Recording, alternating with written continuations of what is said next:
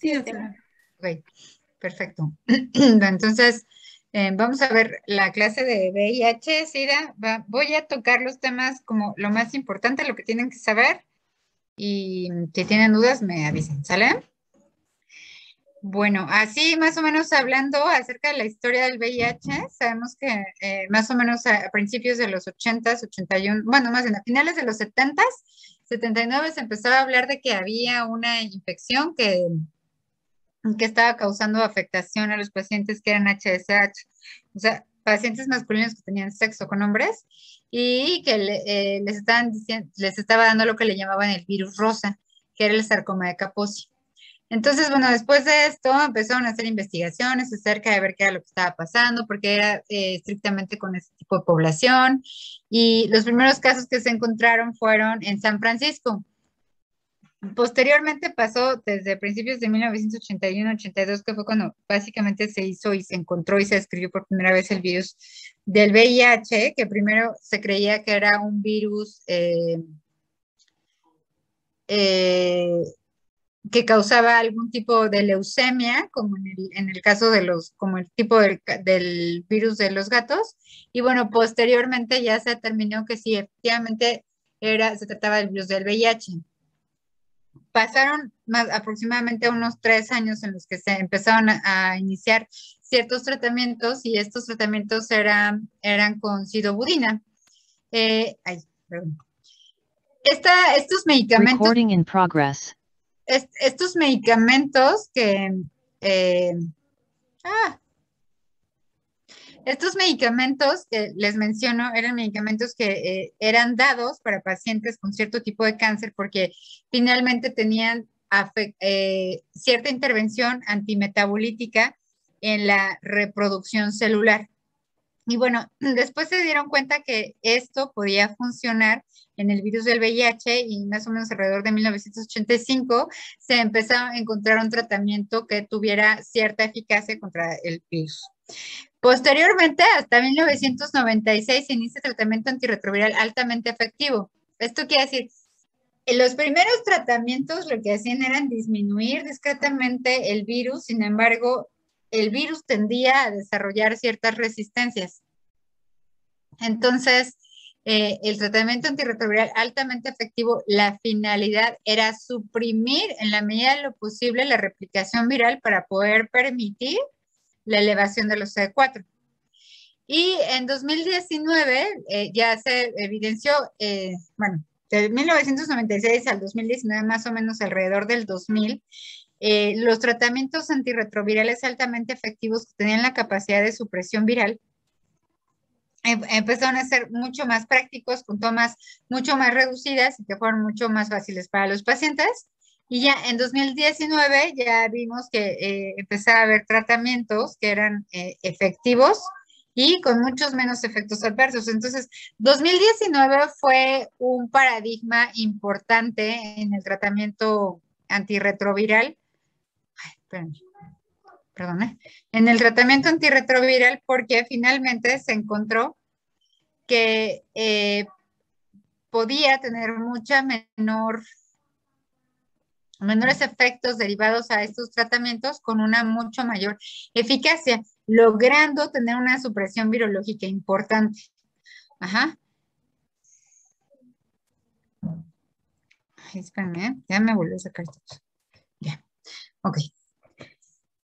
Entonces, bueno, ¿qué es el virus de VIH? El virus del VIH es un virus RNA, que bueno, ahorita como sabemos es un virus unos tipos de virus que están de moda y que está integrado básicamente por el genoma RNA del virus. Ajá, y vamos a encontrar que está dentro de una envoltura. Esta envoltura, a su vez, esta que vemos aquí, vamos a ver que va a tener varias proteínas. Estas proteínas, esta es una envoltura fosfolipídica, estas proteínas, y esta es la cápside para que no se vayan a confundir. Esta es la cápside. La cápside está formada por varias proteínas. Posteriormente, esta cápside tiene una envoltura que está formada por fosfolípidos. ¿Ok? A su vez, vamos a encontrar que el virus tiene una glucoproteína de transmembrana, que es la glucoproteína 41, y una glucoproteína como de anclaje. Ajá. Entonces, además de esto, vamos a ver que el virus posee en su estructura de RNA información necesaria para poder sintetizar ciertas proteínas, como es el caso de ciertas proteínas y además de ciertas enzimas, como es el caso de las proteasas, las integrasas y las transcriptasas inversas. Bueno, ¿cómo es que se replica este virus de VIH? Bueno, vamos a ver que lo que les había mencionado, que era muy importante, que tenían proteínas transmembrana, y estas proteínas transmembrana van a tener aquí como una parte de arriba, que es como una proteína de anclaje, que va a tener interacción con el receptor CD4, ¿ok? Finalmente, para que esto se lleve a cabo, se requiere de un correceptor que hagan de cuenta que es como la llave que permite la apertura de la célula para que ésta pueda envolverla e introducirla a la misma. Y se tratan de los correceptores SR5 o C5R4. Una vez que se hace esto, se puede introducir el virus. Y finalmente, ¿se acuerdan? Aquí está la cápside. Ajá. Y entonces, esta cápside se abre y libera el RNA del virus. Posteriormente, va a dar lugar a la actividad de la transcriptasa inversa, que lo que va a hacer es que va a transcribir el RNA, perdón, me permiten, el RNA en DNA, ¿ok? Una vez que esto sucede, vamos a tener otra enzima, que es la integrasa, que lo que va a dar lugar es la introducción de este pedacito que está aquí al DNA del huésped. Ajá. Entonces, una vez que se integra al DNA del huésped, ¿ok?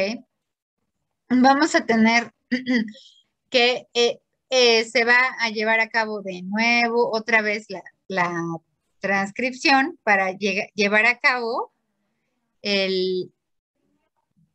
la, la traducción, ajá, y de esta manera poder llevar a cabo la síntesis de las proteínas, ¿sí? Entonces, una vez que se tiene la síntesis de estas y que ya se echó a andar la maquinaria porque utilizó ciertas enzimas de la célula, eso va a servir para poder sintetizar un nuevo virus. Entonces, entre el DNA a la maquinaria celular se lleva a cabo la transcripción y la traducción. Y después de esto, se va a tener nuevo RNA viral, la producción de las proteínas y las enzimas. Una vez que se tiene esto, se lleva a cabo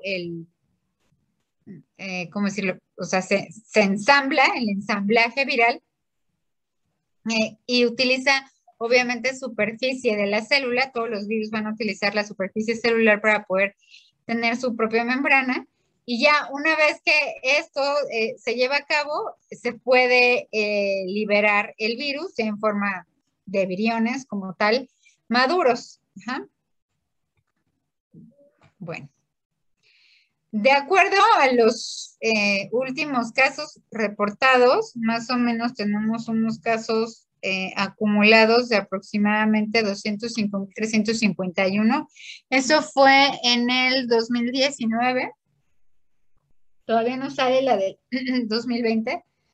Y bueno, vamos a ver que hay algo que llama mucho la atención porque ha habido momentos en que hemos tenido picos de incremento en los casos con respecto al VIH. Y bueno, parece ser que esto también tiene mucho que ver con la presencia de tratamientos mucho más eficaces, que la gente, los pacientes ya le están perdiendo como el miedo al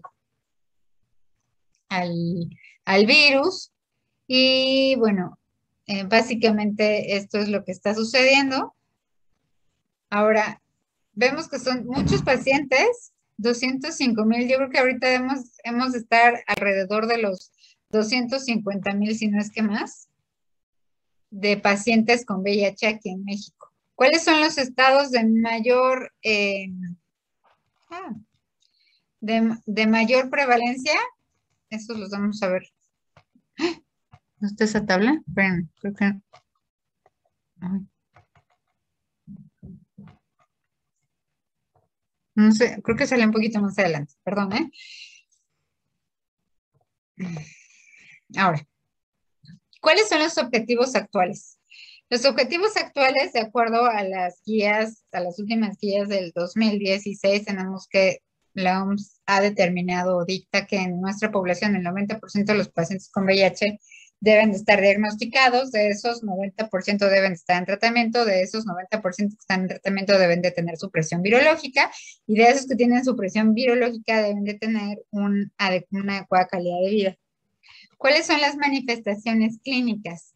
Bueno, las manifestaciones clínicas van a depender si estamos hablando de una infección aguda o primaria o crónica.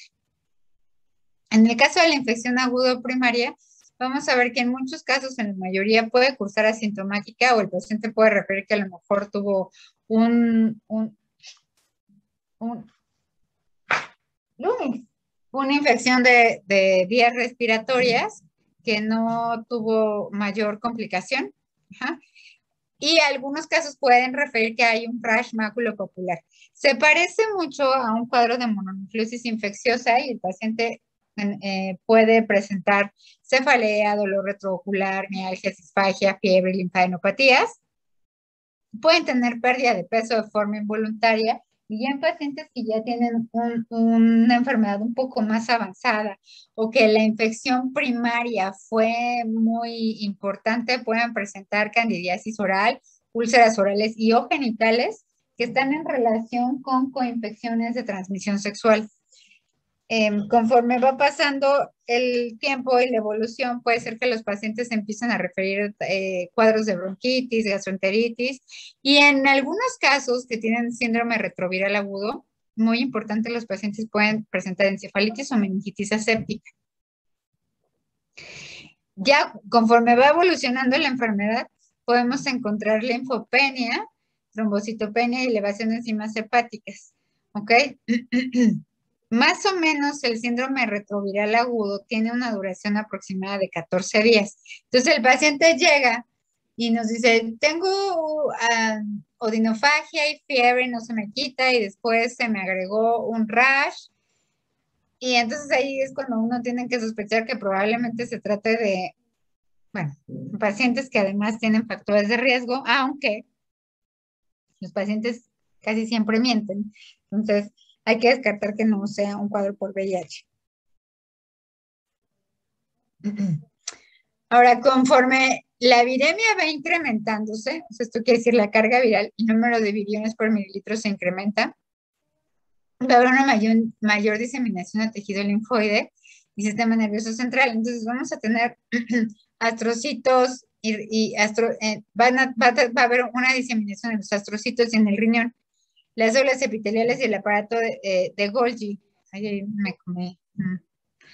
De los 3 a los 6 meses, la carga viral alcanza una estabilidad temporal que esto es secundario a la respuesta adaptativa e innata, y más de 3 meses después de la infección pueden desarrollarse anticuerpos neutralizantes.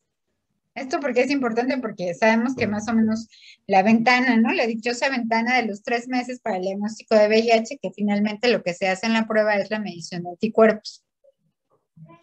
La infección por VIH se caracteriza entonces por la depresión progresiva de linfocitos TCR4, ¿no? Entonces aquí vemos una gráfica en la que vamos a tener una elevación importante de la viremia y posteriormente esos linfocitos TCR4 van a ir disminuyendo poco a poco hasta que hay un momento en que los linfocitos TCR4 disminuyen de forma muy, muy importante.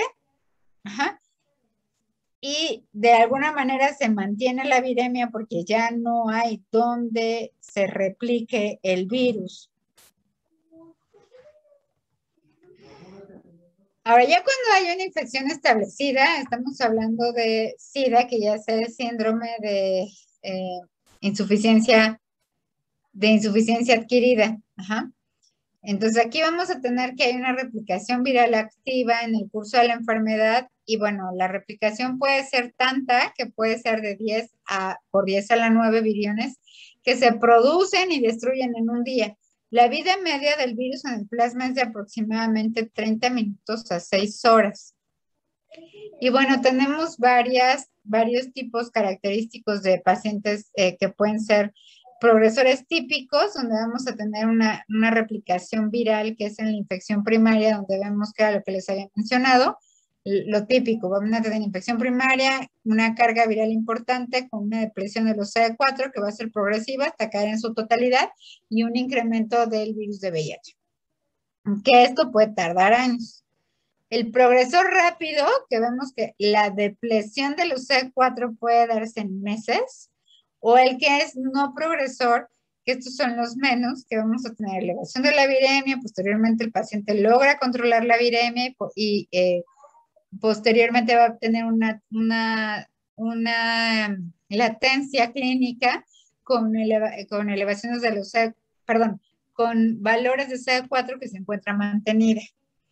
Y hay otros que son mucho más raros, que se llaman controladores elite, que tienen un conteo de C4 normal y carga viral indetectable por más de 10 años sin tratamiento antirretroviral, pero pueden tener una viremia persistente de 1 a 30 copias.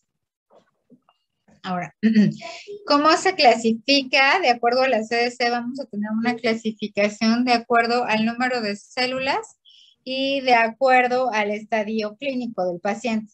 Entonces, de acuerdo al número de células, vamos a ver que en el estadio A1 vamos a tener más de 500 células. En el estadio 2 vamos a tener entre 200 y 49 células. Y en el estadio 3, que es el avanzado, que es en donde ya mencionamos que es SIDA, vamos a tener menos de 200 células.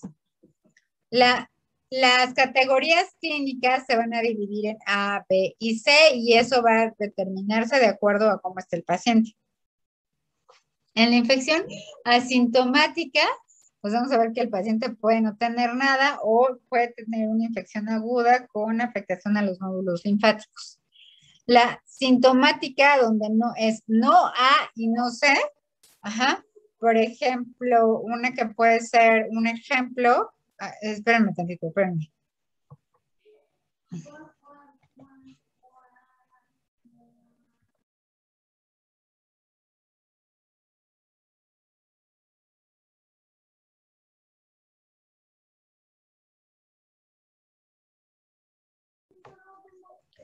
Perdón. Entonces, vamos a ver que en las categorías no hay, no sé, un ejemplo puede ser un cáncer cervicouterino o una candidiasis vulvovaginal de repetición o herpes zóster que involucre más de 2 dermatomas. Esos son ejemplos, ¿no? O enfermedades indicadoras de SIDA, puede ser criptococosis, toxoplasmosis, neumocistosis, linfoma único cerebral, neumocistosis, ya la dije, sarcoma de Kaposi. Esas son enfermedades definitorias de SIDA. Y entonces esas ya entrarían en la categoría C.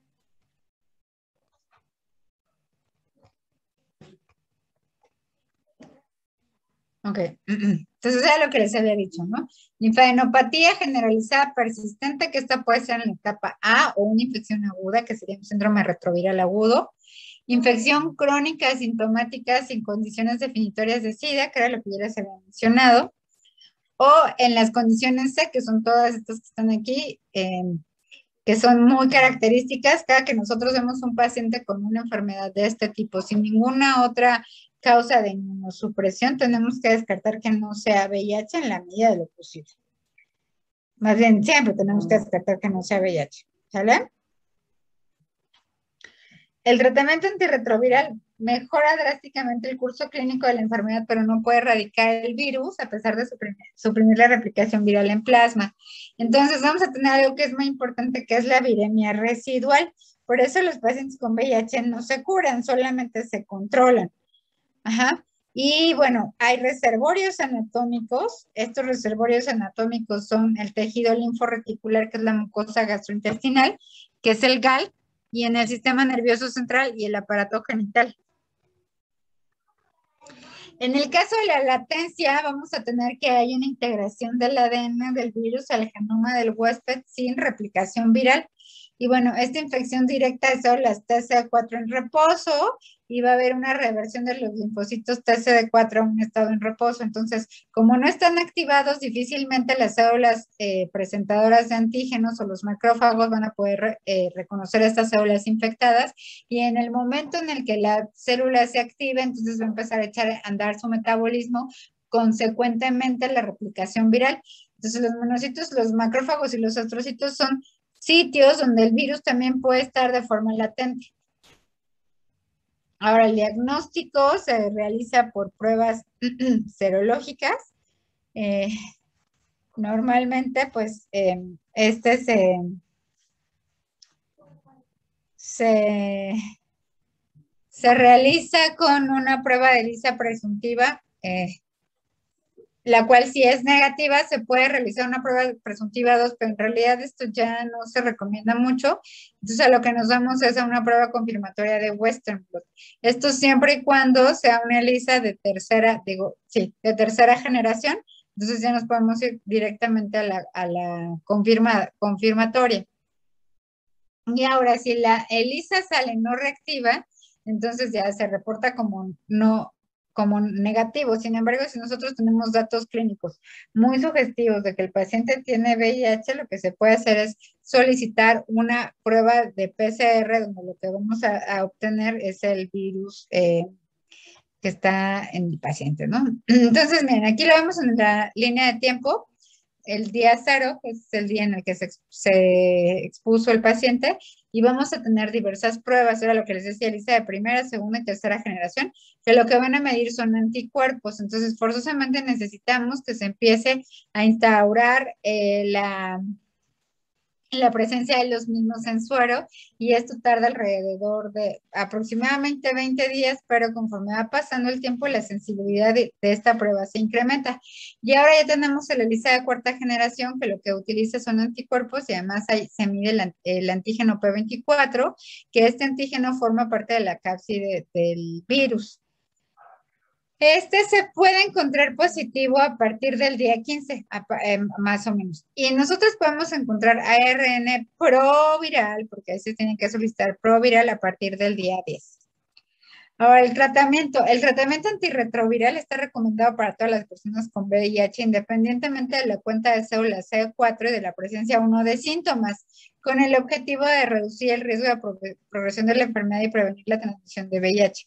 Entonces, aquí el lema es diagnosticar y tratar lo más tempranamente posible, porque así disminuimos la diseminación, y 2, disminuimos la posibilidad de inflamación del paciente. Los fármacos antirretrovirales actuales no pueden eliminar el virus por completo, que era lo que ya les he mencionado. La presencia de los reservorios, está el virus mucho menos expuesto al efecto del tratamiento antirretroviral, y entonces esto pues también hace que el paciente no se cure por completo. Ahora, el tipo de antirretrovirales, tenemos varios tipos de antirretrovirales, que son los inhibidores de la transcriptasa reversa análogos de nucleósidos, los inhibidores de la transcriptasa inversa no análogos de nucleósidos y nucleótidos, los inhibidores de proteasa, los inhibidores de entrada o de fusión, los inhibidores de la integrasa y los inhibidores de correceptores. ¿Cuándo se debe iniciar el tratamiento? Bueno, claro, lo que yo les había mencionado.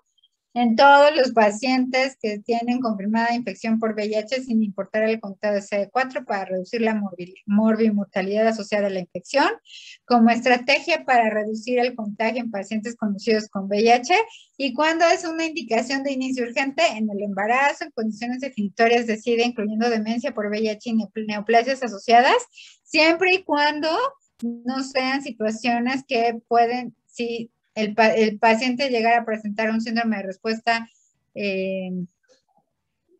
un SIRI, un síndrome inmunológico, espérenme, recuerdo cómo se llama, síndrome de reactivación inmunológica, que es un SIRI, en el cual si hay una inflamación muy importante se puede comprometer la vida. Entonces aquí primero es iniciar el tratamiento de esta infección y posteriormente iniciar el tratamiento antirretroviral. Infecciones oportunistas agudas, bajos conteos de CD4, nefropatía asociada a VIH, infecciones tempranas o síndrome retroviral agudo y infección con virus de hepatitis B o virus de hepatitis C. Los esquemas iniciales para pacientes naive, o sea, hablamos de pacientes naive, aquellos que no han estado en contacto con un tratamiento antirretroviral.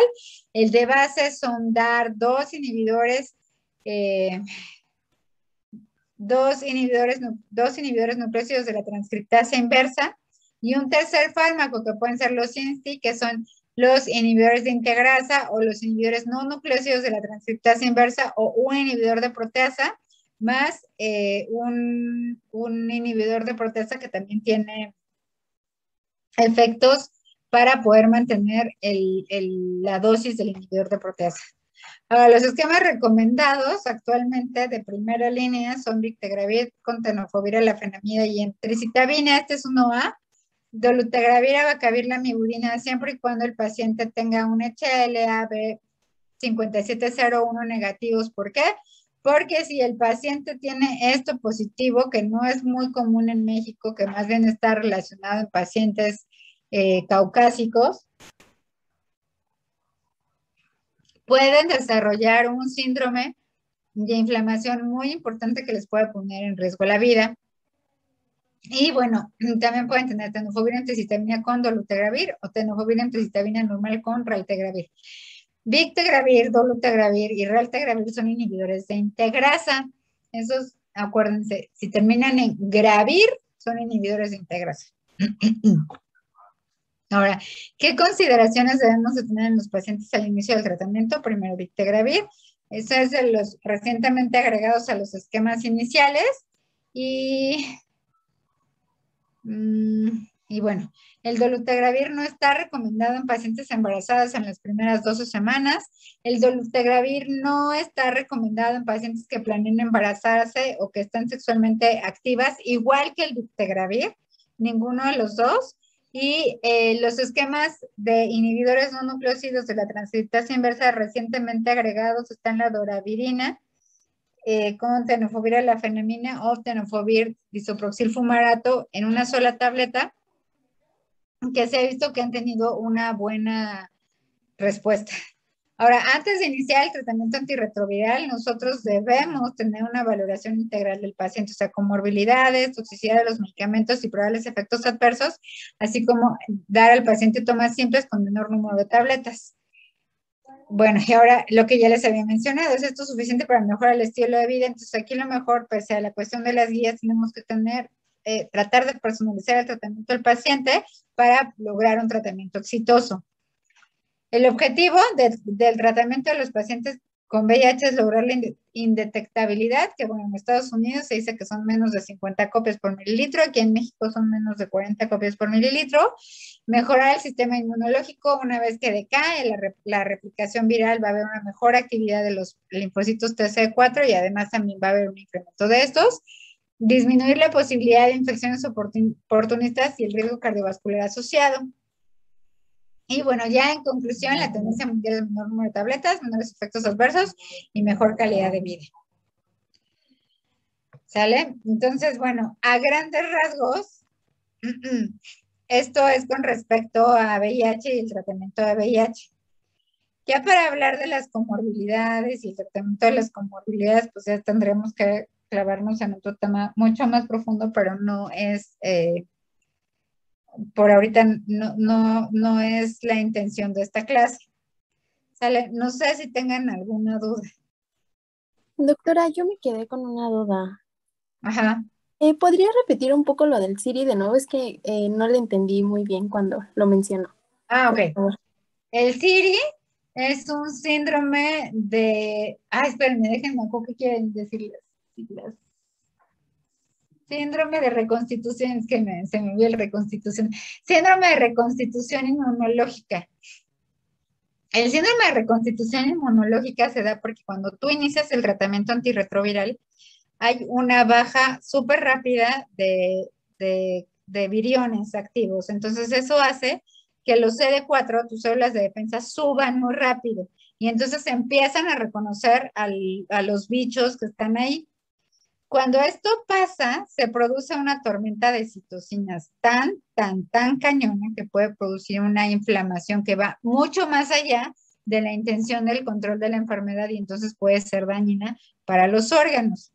Un ejemplo es los pacientes que tienen una neuroinfección por tuberculosis. Cuando inicias el tratamiento antirretroviral, va a haber un proceso inflamatorio muy importante. Hay muchos pacientes que tienen enfermedades oportunistas que no saben que las tienen porque el sistema inmunológico está tan debilitado que muy pocas veces va a producir síntomas a menos que la infección esté sumamente diseminada. Entonces, en los pacientes que tienen ahí su neuroinfección por VIH, ahí medio escondida, si nosotros iniciamos el tratamiento inmunológico, el tratamiento para VIH, vamos a tener una respuesta inmunológica sobreexacerbada. Y esto va a producir un edema cerebral muy importante que le va a condicionar la muerte del paciente. Entonces, aquí lo que se recomienda primero es tratar la micobacteria tuberculosa y una vez que la micobacteria tuberculosa sea tratada, entonces ya iniciar el tratamiento antirretroviral. Hay veces que a pesar de que uno tiene estas precauciones, el paciente de todas maneras desarrolla el CIRI, ¿no? Un ejemplo también es, por ejemplo, los pacientes con sarcoma de Kaposi. Sarcoma de Kaposi sí está en relación con un virus, que es un virus herpes tipo 8. Sin embargo, no hay un tratamiento específico para sarcoma de Kaposi. Cuando nosotros iniciamos el tratamiento antirretroviral, pasa lo mismo, se les prende cañón. Y ahí sí no tenemos cómo mejorarlo, porque en el CIRI normalmente se puede dar esteroide para tratar de suplir esta situación. Sin embargo, en sarcoma de Kaposi, el dar esteroide empeora el sarcoma de Kaposi. Entonces es así como difícil. Hay situaciones en las que los pacientes no se pueden escapar del CIRI. ¿Cuáles son los factores de riesgo para desarrollarlo? Que los pacientes tengan menos de 100 CD4. ¿Sí quedó clara? Sí, sí, Okay. gracias. ¿Alguna otra duda? Yo tengo una duda. Uh-huh. Bueno, digamos que ya a un paciente se le dio el tratamiento como de manera oportuna. Uh-huh. ¿Cuál sería el riesgo de que termine por desarrollar